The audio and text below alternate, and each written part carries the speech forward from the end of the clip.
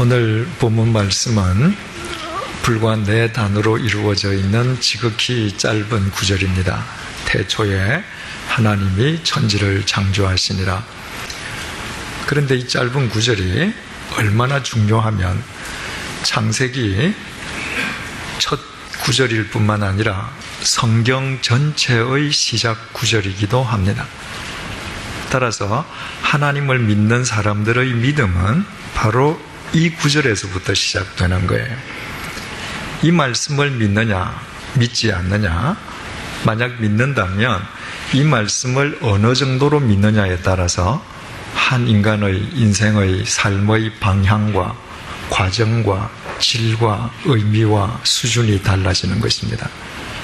만약에 하나님께서 천지를 창조하셨다는 것, 나를 포함해서 이 우주 만물을 창조하셨다는 것을 믿지 못한다면 그 사람은 결국 원숭이 후손일 수밖에 없죠. 우연히 태어난 존재일 수밖에 없습니다. 그 사람은 자기 인생의 주인을 자기라고 생각하며 살아갈 수밖에 없어요. 여러분, 어느 나라든지 사람들은 핏줄을 중요시합니다. 혈통을 중요시하는 거죠. 왜 그럴까요? 피가 생명이기 때문에 어떤 생명줄을 타고났느냐 중요할 수밖에 없지 않겠어요? 만약에 창세기 1장 1절을 믿지 못해서 원숭이 후예로 살아간다고 하면 원숭이의 피를 이어받은 사람이 사람답게 살 수 있겠습니까? 원숭이의 혈통으로 살아가는 사람이 원숭이의 한계를 극복할 수 있겠느냐, 그런 말이에요. 창세기 1장 1절을 믿지 못한다면 우연히 태어난 존재입니다. 우연히 이 세상에 던져진 존재에 삶의 목적이 있을 수 없죠. 삶의 의미가 있을 수 없죠. 무엇이 바른 삶의 향방인지 무엇을 기준으로 삼을 수 있겠어요? 그저 이리저리 마음 내키는 대로 살다가 끝나는 수밖에 없겠죠. 창세기 1장 1절을 믿지 못한다면 우리 각자 인간이 우리 각자 인생의 주인이 되어야 하는데 우리가 과연 우리 인생의 주인이 될 자질과 능력과 수준을 갖추고 있는가? 여러분, 우리가 가끔 하는 말 중에 내 마음 나도 몰라 이런 말이 있어요. 여러분, 우리가 나를 모를 때가 얼마나 많습니까? 어떤 은행을 하고 나서 곧 돌아서면서 왜 내가 그랬을까? 내가 이해 안 될 때가 얼마나 많습니까? 내가 나를 이해하지 못하고 내가 내 마음을 스스로 알지 못하는 존재인데 내 인생의 주인 역할을 바르게 감당할 수 있겠는가? 불가능하지 않을까요? 더더욱 우리의 코끝에서 호흡이 멈추는 순간부터 우리는 썩어 문드러지는 존재 아닙니까? 그래서 결국은 한 줌의 흙으로 끝나버린단 말이죠. 그런 존재가 내 인생의 주인 역할을 어떻게 할 수 있겠는가? 결국 창세기 1장 1절을 믿지 못한다면 우리는 망망대해 속에 버려진 이력 편주와도 같습니다. 어디로 나아가야 하는지 그 항해의 목적도 향방도 찾지 못한 채 바람이 불면 부는 대로 파도가 밀리면 밀리는 대로 이리저리 흔들리다가 어느 순간에 흔적도 없이 망망대해 속에서 사라져버리는 것이죠. 그러나 창세기 1장 1절을 믿는다면 어떻게 되겠습니까? 하나님께서 나를 포함해서 천지를 창조하셨다는 사실을 믿는다면 하나님께서 나를 창조하셨기에 창조의 목적이 있으실 거 아니에요. 1장 1절을 믿으면 내 인생의 목적이 생깁니다. 내 인생이 비로소 의미를 가져요. 그분이 나를 창조하셨음을 믿는다면 내가 결국 가야 할 곳이 그분 아니겠어요? 내 인생의 향방이 결정됩니다. 하나님께서 나를 창조하셨음을 믿는다면 내 인생이 아무리 망가져도, 아무리 깨어져도,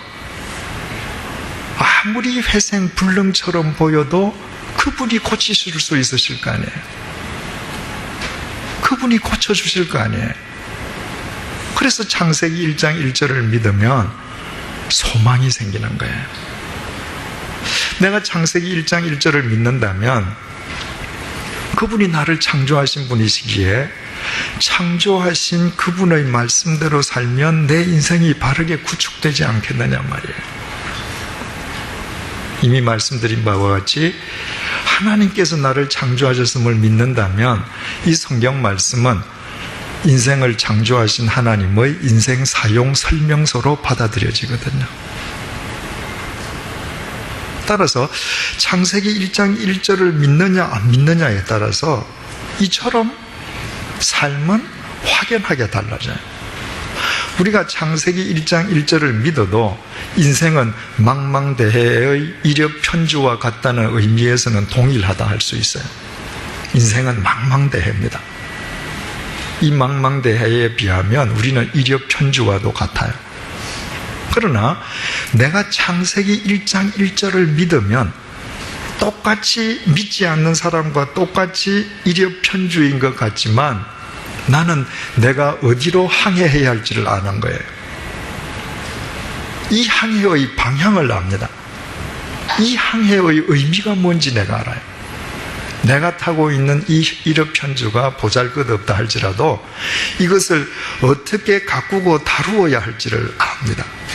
더 중요한 것은 내가 창세기 1장 1절을 믿을 때에 이 이력편주의 선장이 나를 창조하신 삼위일체 하나님이 되신다는 거예요. 그러니까 똑같이 망망대해에 이력편주 두 대가 가는 것 같지만 전혀 다르죠. 블랭크 호언이라고 하는 분이 지은 찬송가 중에 이런 은혜로운 가사의 찬송가가 있습니다. 큰 물결이 설레는 어두운 바다, 저 등대의 불빛도 희미한데 이 풍랑에 빠지어 항해하는 주 예수님 이 배의 사공이라. 나 두려움 없네 두려움 없도다. 주 예수님 늘 깨어 계시도다.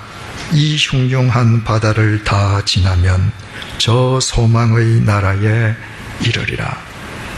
망망대해 속에서 항해하는 이력편주이지만 때로는 풍랑을 만나지만 때로는 폭풍을 만나지만 두려워할 것이 없어요. 왜? 이 배의 사공이 나를 창조하신 그분이세요. 내가 1장 1절을 믿을 때. 그리고 그분이 나를 데리고 저 소망의 나라로 인도하신단 말이죠. 그렇다면 우리가 창세기 1장 1절을 믿느냐 믿지 않느냐, 믿는다면 얼마나 믿느냐, 이 1장 1절의 하나님께 내 삶을 얼마나 의탁하느냐에 따라서 우리 삶의 내용이 달라질 수밖에 없다는 걸 알게 됩니다. 그렇다면 우리가 이 창세기 1장 1절의 구체적인 단어의 의미들을 좀 더 깊이 생각해 보도록 하겠습니다. 자, 한글말로는 태초에 하나님이 천지를 창조하시니라 이렇게 되어 있는데 원어를 한번 보십시다. 히브리 말은 거꾸로 가죠, 그죠? 그래서 브레시트, 태초에, 언제, 태초에. 우리 한글 성경은 태초에 하나님이 이렇게 되어 있는데 원어는 태초에 무슨 일이 빠라, 창조하셨다. 태초에 창조가 있었다. 누가 창조했다는 말이냐? 엘로힘이, 하나님이. 뭘 창조하셨다는 말이냐? 에트, 하, 샤마이, 하늘과 베, 엔드, 엣, 하, 아레츠, 땅을 창조하셨다. 그래서 히브리 말로도 저렇게 기록이 되는데 우리말하고 순서가 지금 조금 달라져 있죠. 그래서 히브리 원어 순서대로 한 단어씩 한번 살펴보겠습니다. 처음에 태초라는 말이에요. 이 태초라는 말은 이거는 뭐 안에, 영어로 인이라는 말이에요. 그 다음에 레시트라고 하는 이 말, 브레시트, 이게 쁘예 레시트, 요 뒤에 있는 이 말은 기원, 시작 이런 말입니다. 그래서 영어 성경은 in the beginning 이렇게 번역을 했어요. 그 우리말은 태초에 그랬는데 뭐가 시작할 때란 말인가? 그래서 사실 이 말을 우리말로 더 장황하게 번역을 한다면 시초에, 처음이 시작될 때의 이 말이에요. 그렇다면 저게 도대체 뭐가 시작될 때란 말인가? 지금 하나님께서 태초에 천지 만물을 지으시잖아요. 그죠? 그런데 모든 사람을 포함해서 모든 만물은 어떻게 존재할 수 있습니까? 하나님은 영원하신 분이시잖아요. 그죠? 하나님은 영원 속에서 존재하셔요. 영원이라는 것은 시간과 공간을 초월하는 개념이죠. 그런데 인간을 포함해서 형체를 지니고 있는 만물이 존재하기 위해서는 반드시 공간 속에서 시간을 통해서만 존재합니다. 우리는 시간이 없으면 존재할 수가 없어요. 저는 1949년 4월 11일 날 태어났습니다. 그날부터 이재철이가 존재하는 거예요. 언제까지 존재하는가? 그건 저도 모르겠어요. 내일이든 10년 후든 20년 후든 하나님께서 작정하신 때가 있겠죠. 그러면 저는 1949년 4월 11일 그 시간부터 하나님께서 저를 데려가시는 그 시간 동안만 저는 이 땅에 존재하는 거예요. 이 지구라는 공간이 있기 때문에 이 지구라는 공간 속에서 주어진 시간 속에 나는 살아있는 것입니다. 따라서 모든 만물은 여기에서 예외일 수가 없습니다.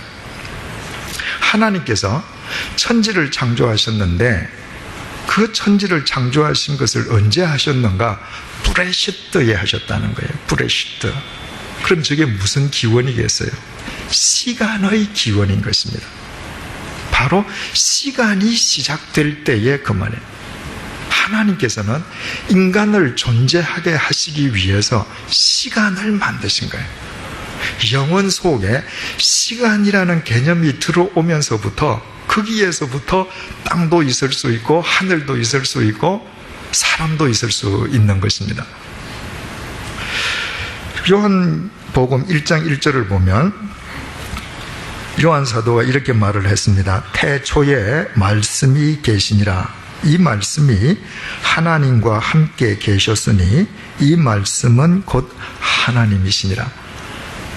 그 창세기 1장 1절도 태초에 그랬는데 요한 사도도 태초에 말씀이 계셨다. 그 말씀이 이 땅에 육신을 입고 오신 분이 누구시라고요? 예수님. 그러니까 성자 하나님도 태초에 계셨다고 지금 요한 사도가 이야기하는 거지 않습니까? 그런데 요한 사도가 태초에라고 이야기할 때 헬라 말로 엔아르케라고 썼습니다. 이 엔아르케라고 하는 말은 영원 속에 이 말이에요. 하나님은 영원 속에 계시는 거예요. 그러니까 우리말 성경으로는 성자 하나님이 계시던 영원과 브레시트가 다 태초돼서 구별이 안 되지만 하나님은 영원 속에 계셨다는 거예요.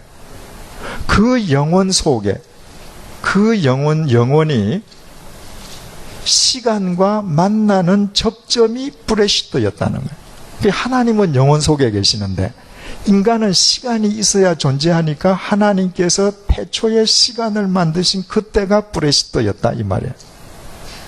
이해가 되십니까? 자, 저 단어가 왜 중요한가? 하나님께서 천지를 창조하시면서 시간을 먼저 만드셨다. 시간의 기원을 먼저 만드셨다. 이게 왜 중요한 말인가? 첫째로 저 단어 자체가 하나님께서 자존자이심을 일깨워주는 거예요. 우리는 시간 속에 갇혀서 시간의 흐름과 동시에 우리는 노쇠합니다. 늙어가는 거예요. 그리고 우리에게 주어진 시간이 끝나면 우리는 생이 다 끝나버려요.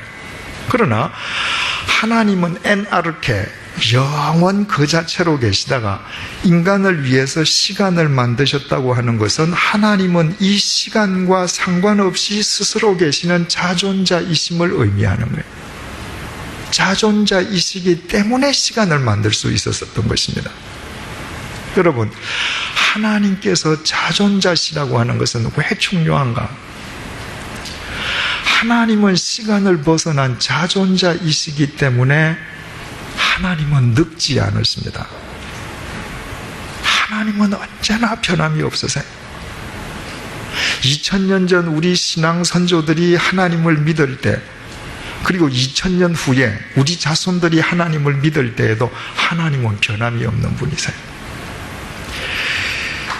이사야 46장 3절 4절에서 하나님께서 이렇게 말씀하셨습니다.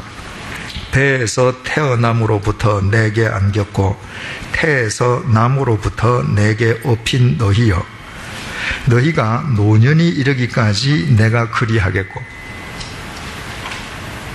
하나님께서 네가 너 어머니의 태에서 날 때부터 내가 너하고 함께 있었다. 그런데 네가 노년이 될 때까지 내가 너와 함께 있겠다. 네가 백발이 되기까지 너를 품을 것이다. 그러면 여러분, 나이로 한번 따져보셔요. 내 나이가 많습니까? 하나님 나이가 많습니까? 시간 개념으로 나이를 따지자면 그분이 더 많으시잖아요. 내가 태어나서 백발이 되기까지 그분이 나와 함께 하시면 그분은 노인 중에 노인이라야죠. 백발이 되기까지 너희를 품을 것이라. 내가 지었은즉 내가 업을 것이요 내가 품고 구하여 내리라. 나보다 더 오래 계신 분이 내가 늙었으면 내가 오히려 그분을 업어드려야 되는데 내가 너를 업어주겠다는 거예요. 너를 품어주고 구하여 내겠다는 것입니다. 왜? 하나님은 브레시트, 시간 개념 밖에 계시는 자존자이시기 때문입니다. 여러분, 어떤 종교의 신화이든 신화를 보면 다 창조의 이야기가 나와요. 그런데 그 창조의 이야기는 주로 어떻게 시작돼요? 아주 먼 옛날에 태고 쪽에 이렇게 시작합니다. 어떤 종교, 어떤 창조 이야기에서도 시간을 만드셨다는 이야기는 나오지 않습니다. 시간을 만드신 분은 하나님 뿐이시고 자존자는 그분 뿐이시니까 다른 인간들은 생각을 못하는 것이죠. 저 단어가 왜 중요한가? 두 번째, 저 단어야말로 하나님께서 초월자이심을 우리에게 일깨워 주셔요. 우리는 공간 속에서 시간을 통해서만 존재하지만 하나님께서는 시간과 공간을 벗어나 계신 분이라는 거예요. 왜 하나님께서 초월자시라는 게 우리에게 중요합니까? 그분이 시간과 공간을 초월하신 분이시기 때문에 내가 어떤 상황 속에 있어도, 내가 어디에 있어도 그분은 나와 함께 해주실 수 있는 거예요. 시편 139편 7절 10절을 통해서 다윗이 이렇게 고백했습니다. 내가 주의 영을 떠나 어디로 가며 주의 앞에서 어디로 피하리이까? 내가 하늘에 올라갈지라도 거기 계시며 스올에 내 자리를 펼지라도 거기 계시니이다. 내가 새벽 날개를 치며 바다 끝에 가서 거주할지라도 거기서도 주의 손이 나를 인도하시며 주의 오른손이 나를 붙드시리이다. 여러분, 하나님은 저 멀리 계셔서 우리가 찾아가야 되는 분이 아니잖아요. 내가 산 위에 있어도, 내가 바다 위에 있어도, 비행기를 타고 하늘 속에 있어도 그분은 나와 함께 하셔요. 그분은 초월자이시기 때문에 바로 저 단어를 통해서 당신이 초월자이심을 우리에게 일깨워 주시는 겁니다. 시간의 기원을 뜻하는 저 브레시트라고 하는 단어가 왜 우리에게 중요한가? 마지막 세 번째 이유는 저 단어가 우리의 생명이 시간임을 일깨워 주기 때문입니다. 수요 성경 공부하면서 몇 번 말씀드렸죠, 그죠?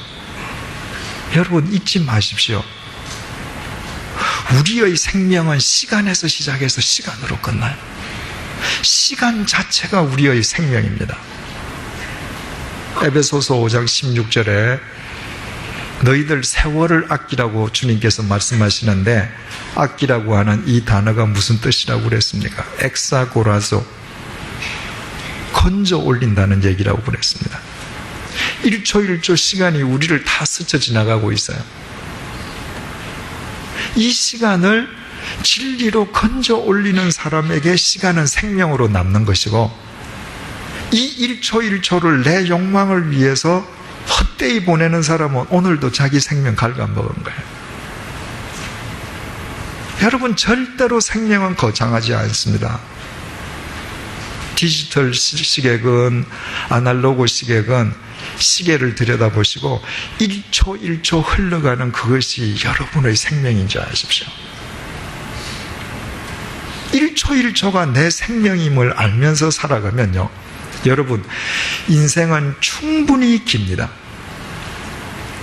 인생은 진리를 심기에 충분히 길고요, 인생은 진리의 열매를 거두기에 충분히 길고요, 인생은 예수 그리스도의 말씀대로 살며 열매를 거두기에 충분히 깁니다. 절대 짧지 않습니다. 내가 30대에 이 세상을 떠난다 해도 그 인생은 길어요. 왜? 1초 1초가 생명인지 아는 사람은 영원과 접속되어서 살아가거든요. 그러니까 그 인생이 이미 영원의 일부이기 때문에 길어요. 그러나 1초 1초가 생명인지를 모르고 살아가 보십시오. 90살을 살아도 인생은 일장춘몽이에요. 100살을 살면 길 것 같습니까? 1초 1초가 생명인지 모르는 사람은 100살을 살고도 돌아가실 때 인생은 짧다 한탄하고 돌아가실 거예요. 자, 두 번째 단어 한번 보십시다. 창조하셨다, 빠라. 만드셨단 말이죠. 그런데 성경에는 만들었다는 이 히브리 단어가 여러 단어가 나와요. 처음에 여기 아싸라고 하는 단어가 나와요. 여기 요 사는 좀 이 된소리예요. 그래서 아싸, 아싸가 아니고 아싸. 그런데 이 아싸라고 하는 단어의 뜻은 이미 있는 재료를 가지고 뭘 만드는 거예요. 그래서 성경을 한번 찾아보십시다. 창세기 1장 7절 한번 보십시다. 하나님이 궁창을 만드사 할 때 아싸예요. 창세기 1장 1절 제가 읽겠습니다. 태초에 하나님이 천지를 창조하시니라. 태초에 하나님께서 천지를 창조하셨단 말이죠. 나중에 가서 다시 설명드리겠습니다만은, 여기에서 천지는 천지 그 자체를 말하기도 하지만 천지를 구성하는 재료들을 의미하기도 해요. 그래서 창세기 1장에 말씀하신 천지, 천할 때는 복수로 나와서 이 우주를 만드셨다고 말해요. 그런데 1장 7절에서 하나님께서 궁창을 만드사, 이 궁창은 눈에 보이는 스카이, 대기권이에요. 그러니까 하나님께서 1장 1절에서 이미 만들어 놓으신 것, 그 재료를 가지고 스카이를 만드셨단 말이에요. 그래서 아싸예요. 있던 재료로 지금 하나님께서 만드시는 거예요. 또 1장 16절, 하나님이 두 큰 광명체를 만드시고, 이것도 아싸예요. 해와 달을 만드신 거, 이것도 1장 1절에 천지를 만드실 때의 재료가 다 거기에 만들어져 있단 말이죠. 그것으로 만드셨어요. 그래서 아싸 이렇게 구별해서 표현을 하셔요. 또 성경에 창조했다라고 만들었다는 단어 중에 야차르라는 단어가 있습니다. 저 야차르라고 하는 단어는 무엇을 만들긴, 물론 재료가 있죠. 어떤 재료로 만들긴 만드는데 그 만든 것의 섬세함을 강조할 때 야차르라는 단어를 써요. 한번 성경에서 확인을 해보십시다. 창세기 2장 7절입니다. 창세기 2장 7절 여호와 하나님이 땅의 흙으로 재료가 있죠, 그죠? 하나님께서 1장 1절에서 만드신 흙이 있습니다. 하나님이 땅의 흙으로 사람을 지으시고 할 때 야차르예요, 야차르. 그러니까 하나님께서 진흙으로 우리를 지으실 때 얼마나 섬세하고 정교하게 우리를 지으셨어요. 그래서 야차르라는 단어를 썼습니다. 또 창세기 2장 19절 여호와 하나님이 흙으로, 자, 흙으로 재료가 있죠. 각종 들짐승과 공중의 각종 새를 지으시고, 이것도 야차르예요. 하나님께서 흙으로 새와 짐승을 지으실 때도 섬세하고 정교하게 지으셨다는 거예요. 또 만들었다고 하는 또 다른 단어가 바나가 있습니다. 바나. 이건 뭐냐면 이것도 물론 재료를 가지고 만드는데 어떤 전체 계획 속에서 순서대로 만드는 것을 강조할 때 바나라는 단어를 씁니다. 창세기 2장 22절 보십시다. 여호와 하나님이 아담에게서 취하신 그 갈빗대로, 자, 갈빗대라는 재료가 있죠, 그죠? 갈빗대로 여자를 만드시고 남자를 먼저 만드셨죠. 먼저 하나님께서 만드셨죠, 그죠? 그리고 그 남자를 돕는 배필로 여자를 차례대로 만드셨잖아요. 그 차례를 강조할 때 바나라는 단어를 썼습니다. 그런데 창세기 1장 1절에 나타나는 저 빠라라고 하는 저 동사는 끊어버린다, 낳는다, 양육한다, 여러 가지 뜻이 있는데 저 빠라라고 하는 동사가 만든다는 동사의 의미의 동사로 사용될 때는 반드시 하나님에게만 사용되었습니다. 그래서 만든다는 의미로 구약 성경에 저 단어가 44번 나오는데 사람에게는 한 번도 사용된 적이 없어요. 하나님에게만 사용되었습니다. 그래서 하나님께서 빠라, 만든다라고 하실 때의 저 의미는 무에서 유를 만드신다는 겁니다. 있는 재료로 만드시는 게 아니에요. 그래서 창세기 1장 1절에 하나님께서 온 우주, 땅을 만드는 모든 재료를 만드셨다, 이거는 있던 게 아니란 말입니다.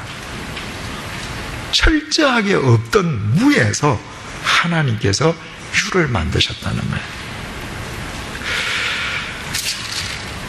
창세기 1장 27절 한번 보십시다.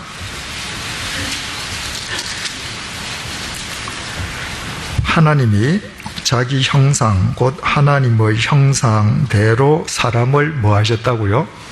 아까 창세기 2장 7절에서는 뭘 강조했죠? 흙으로 사람을 지으셨다. 그런데 정교하게 지으셨다. 그때는 이미 재료를 강조하니까 야차르라고 했습니다. 그런데 여기에서는 하나님이 자기 형상, 곧 하나님의 형상대로 사람을 창조하시되, 재료 이야기가 있습니까? 없습니까? 없죠? 사람의 생명을 창조하셨다는 거예요. 생명은 재료가 있어서 창조하는 게 아니잖아요. 무에서 유를 창조하지 않습니까? 그래서 여기에서도 빠라예요. 하나님께서 무에서 유를 만드실 때는 빠라라는 동사를 쓰시고, 재료를 강조할 때 아싸라는 동사를 쓰시고, 재료로 섬세함을 강조할 때는 야차르라는 단어를 쓰고, 그리고 순서를 강조할 때는 바나라는 단어를 썼습니다. 여러분 한번 생각을 해보십시오. 3400년 전에 모세가 성경을 쓸 때 모세의 실력으로 이런 구별이 되겠습니까? 아까 요한 사도가 예수님에 대해서 이야기할 때는 영원속이라고 말하고, 모세가 천하 만물을 창조하실 때는 브레시트, 시간의 기원을 이야기하지 않습니까?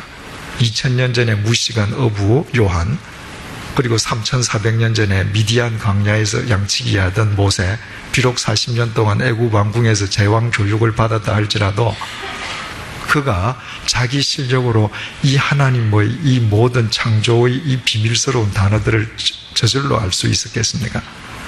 하나님께서 당신의 영감으로 쓰게 안 했으면 이런 구별은 절대로 불가능한 것이죠. 그렇다면 저 빠라, 무에서 유를 창조하신다고 하는 저 단어가 우리에게 중요한 것은 무언가? 바로 저 단어 하나로 하나님은 그야말로 창조주의심을 강조하시는 것입니다. 창조가 뭐예요, 여러분? 없음에서 있음을 가능하게 하는 것입니다. 없음에서 있음이 가능한 것입니다. 바로 그 사실을 알면 우리가 이 세상 살아가는데 나한테 없음은 아무 문제가 안 됩니다. 내 주머니가 비어 있는가 아무 문제가 안 돼. 왜? 하나님께서는 없음을 있음으로 만드시는 분이시니까. 내가 어떻게 그분과 바른 관계를 갖느냐가 문제이지 내게 있느냐 없느냐는 그 자체는 하등 문제가 안 된다 그 말이에요.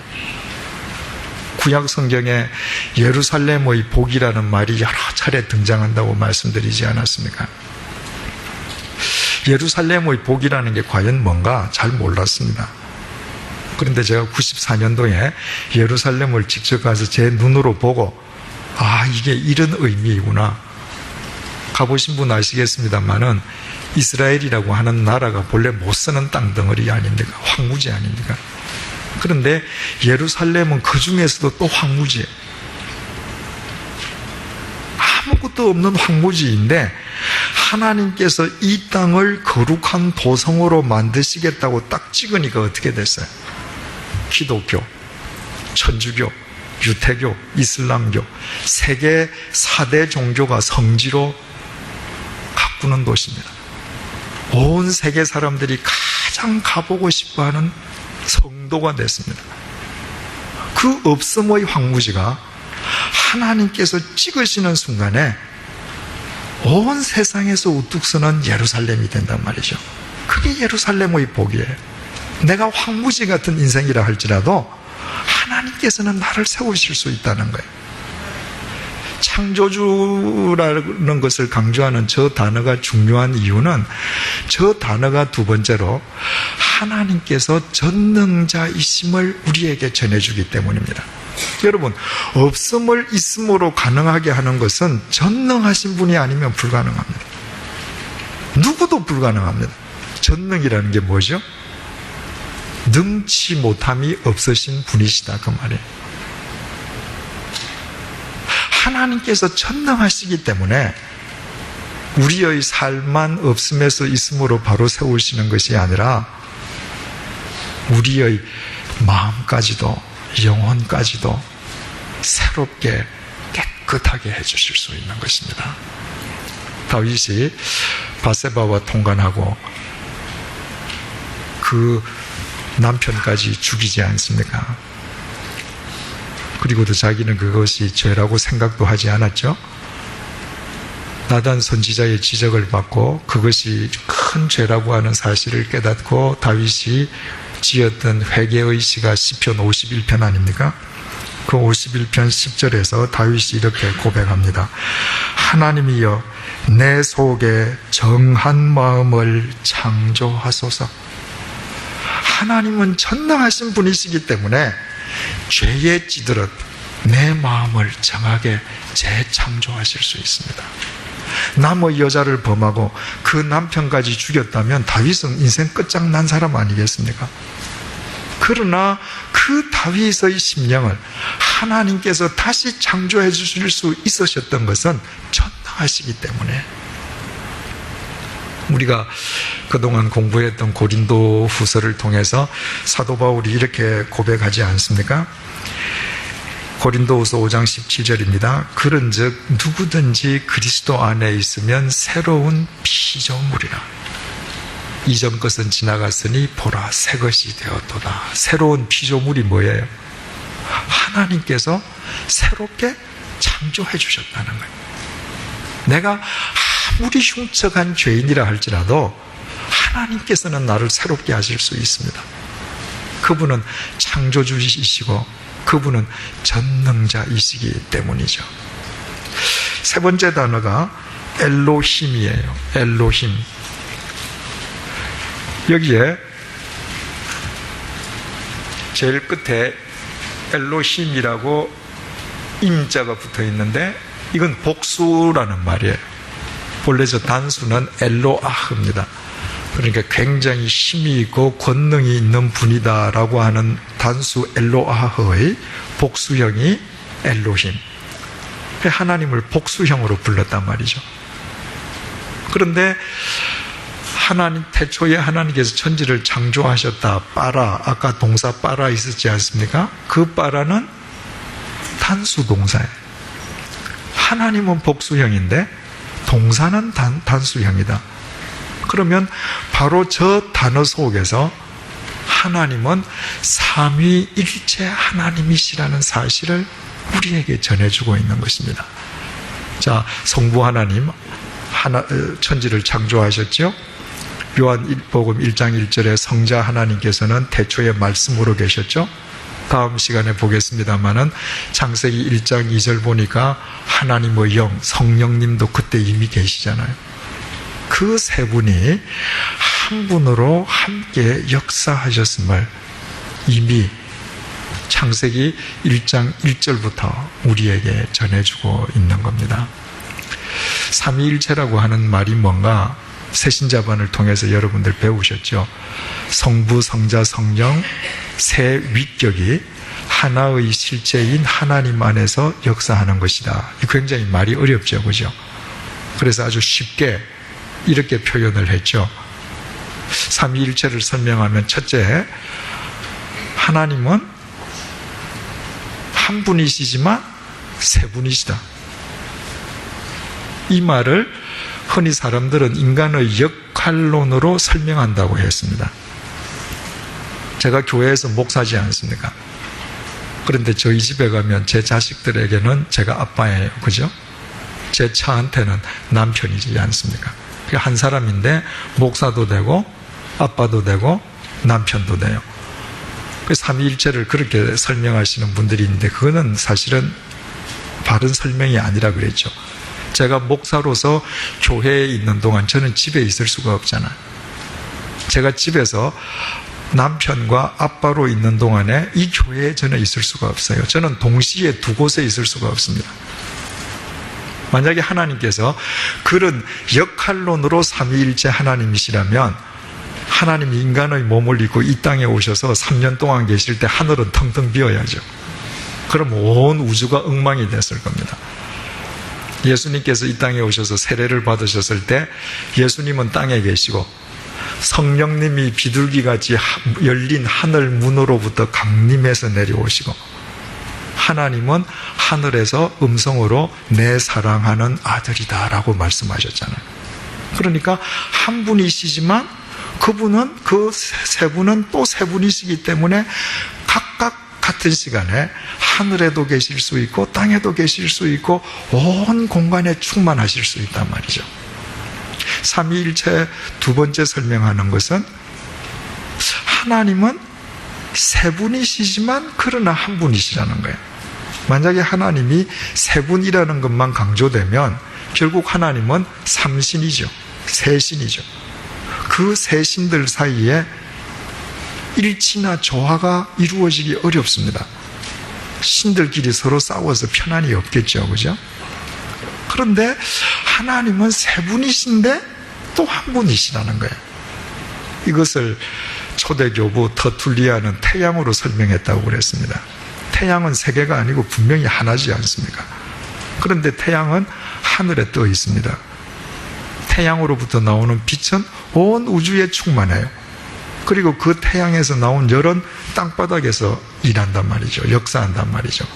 그래서 태양은 하나이지만 태양, 빛, 열로 세 개로 존재한다. 그렇게 설명을 했지만 그것도 올바른 설명이 아니죠. 왜? 태양은 시간과 공간의 지배를 받지 않습니까? 여기 태양이 있다면 지구 반대쪽은 태양이 없단 말이죠. 주님은 시간과 공간을 초월하시는 분이시지 않습니까?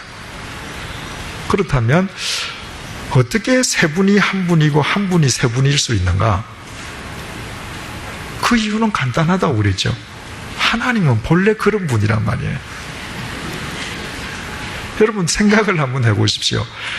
개가, 네 발로 걷는 개가 자기 집 주인이 어떻게 두 발로 걷는가 평생 개머리로 생각한다고 규명이 되겠습니까?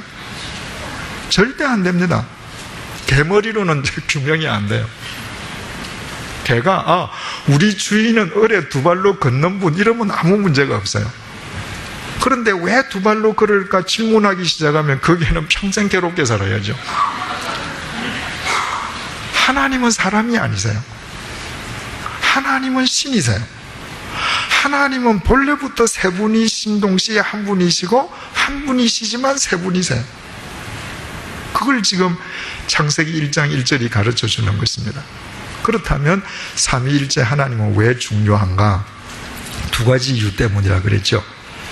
하나님은 삼위일체 하나님이시기 때문에 하나님만 유일신이 될 수 있다고 그랬어요. 내가 바다에 가서 포세이돈 신을 찾을 필요가 없습니다. 내가 하늘에 올라가서 아폴로를 찾을 필요가 없어요. 우리는 어디를 가든 삼위일체 하나님이 항상 어디든 거기에 계심으로 그분만 온 우주를 주관하시는 유일하신 신이 될 수 있다고 그랬습니다. 두 번째로 하나님이 삼위일체 하나님이심이 중요한 것은 하나님을 부르는 것으로 다 해결되기 때문이라고 그랬습니다.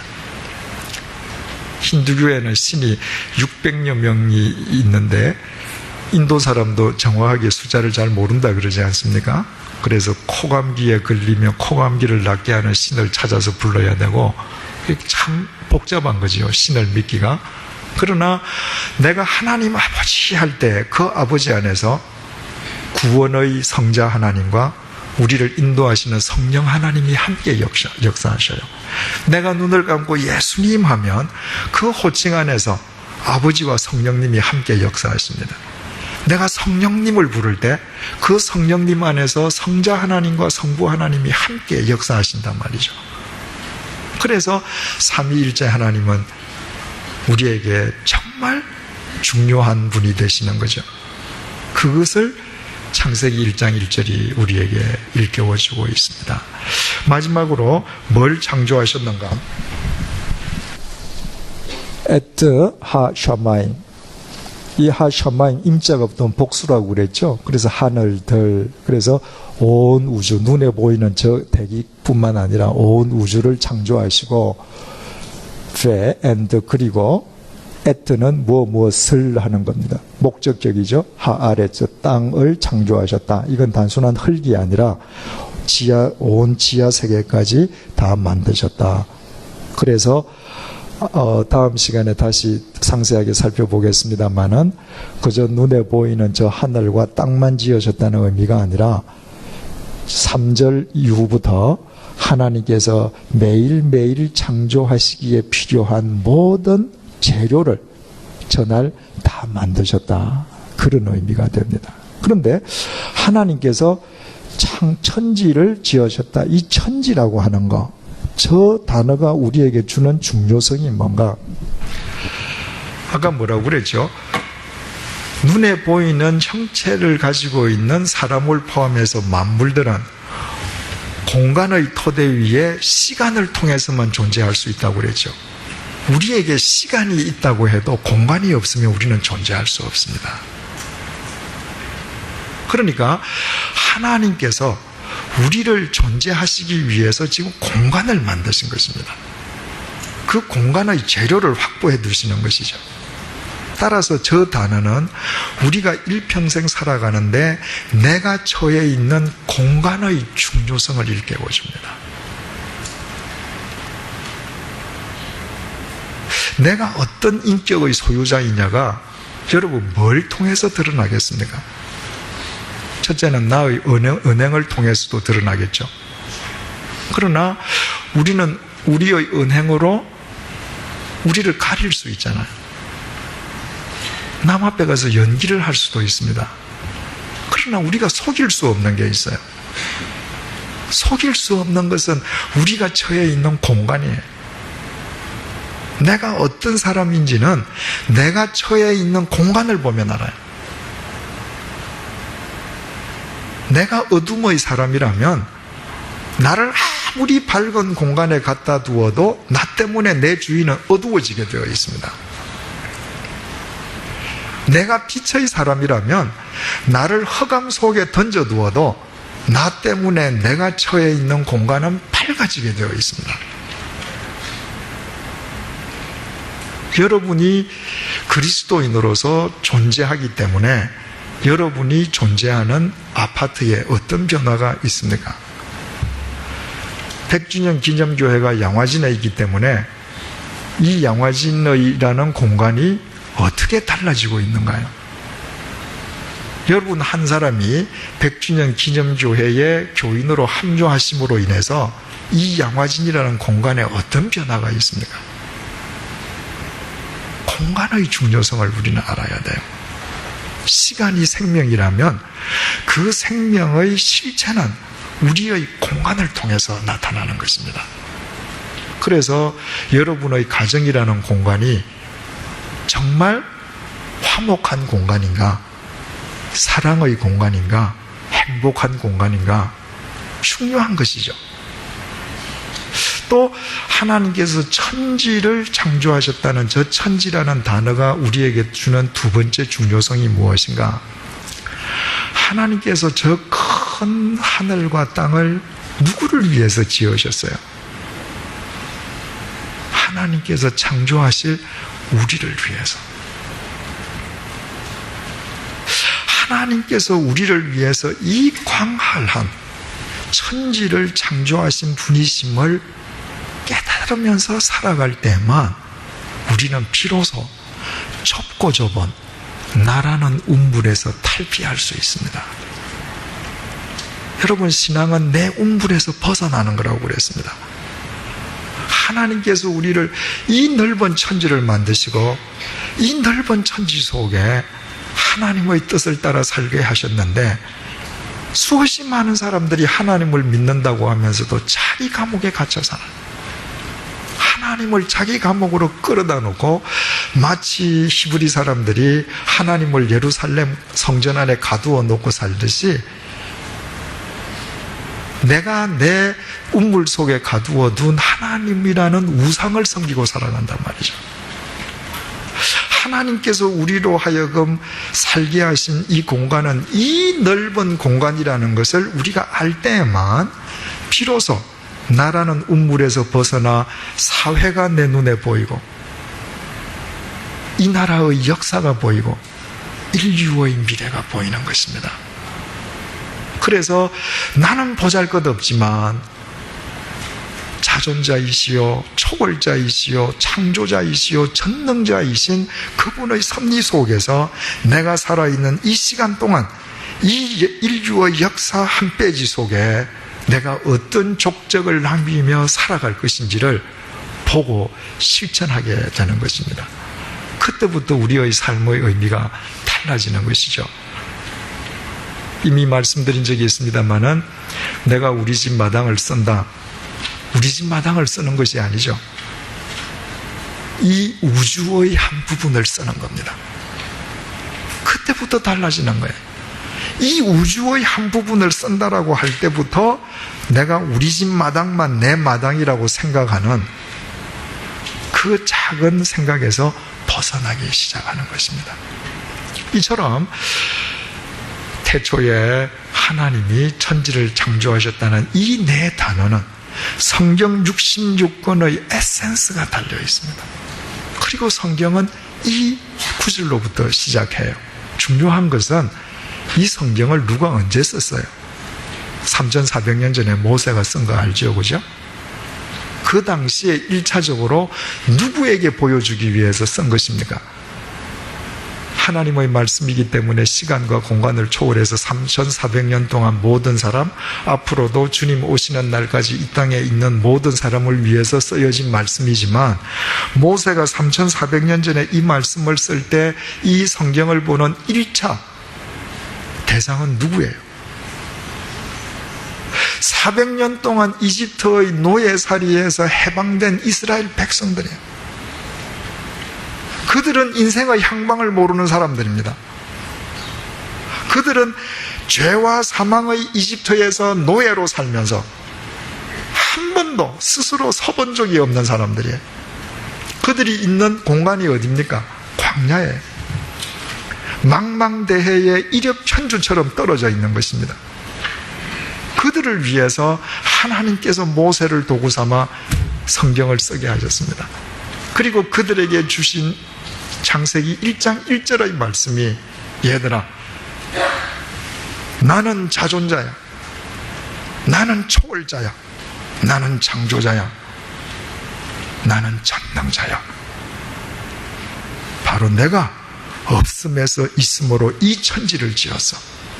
내가 너희들을 생명을 창조한 사람이야. 창조한 하나님이야. 내가 이제부터 너희들 인생과 함께한다. 그것을 일깨워 주시기 위해서 이 말씀을 주신 것입니다. 그 광야에 떨어져 있는 이스라엘 백성들이 모세를 통해서 이 말씀을 받았을 때 그들이 얼마나 감격했겠습니까? 그들이 가야 할 삶의 방향이 이 말씀의 거울 앞에서 비로소 보여지지 않았겠습니까? 여러분, 우리는 어떤 존재들이에요? 다 죄와 사망의 올무에 묶여있던 노예들이었습니다. 하나님께서 예수 그리스도 안에서 우리를 그 죄와 사망의 노예살이로부터 출애고 해방시켜 주셨습니다. 그리고 지금 우리는 광야에 떨어진 이력 편주와 같은 존재들입니다. 그 존재들인 우리를 향해서 하나님께서 오늘 창세기 1장 1절을 통해서 당신이 어떤 분이신지를 보여주시고, 우리가 하나님과 동행할 때 하나님께서 우리의 삶을 재창조해 주실 것임을 우리에게 약속하고 계시는 것입니다. 아무쪼록 우리가 수요 공부를 통해서 창세기 공부를 해가는 가운데에 여러분들의 삶이 창조주이신 하나님에 의해 날마다 아름답게 재창조되어 가기를 주님의 이름으로 축원드립니다. 기도하십시다. 하나님 아버지, 창세기를 공부할 수 있도록 은혜를 베풀어 주셔서 감사합니다. 창세기 1장 1절 네 단어를 통하여 우리에게 주시는 하나님의 오묘하신 메시지를 마음속에 각인시켜 주시니 정말 감사합니다. 하나님, 우리의 인생이 망망대해 속에 버려진 이력편주와 같다 할지라도 우리에게는 더 이상 두려움이 없습니다. 하나님께서 우리 인생의 사공이 되어주시고 우리가 가야 될 곳을, 방향을 확연히 알게 해주시니 진심으로 감사드립니다. 무에서 유를 있게 하신 창조주 하나님께서 우리를 영육간에 새롭게 하시고 날마다 우리를 새롭게 재창조해 주실 것임을 약속해 주심을 진심으로 감사드립니다. 날이 갈수록 우리의 삶이 창세기 1장, 2장, 3장 더해지게 도와주시고 그와 같은 삶을 통해서 하나님께서 우리를 늘 재창조하시는 기쁨을 우리의 삶으로 경험하고 주님을 찬양드리게 도와주옵소서. 예수님의 이름으로 기도드립니다. 아멘.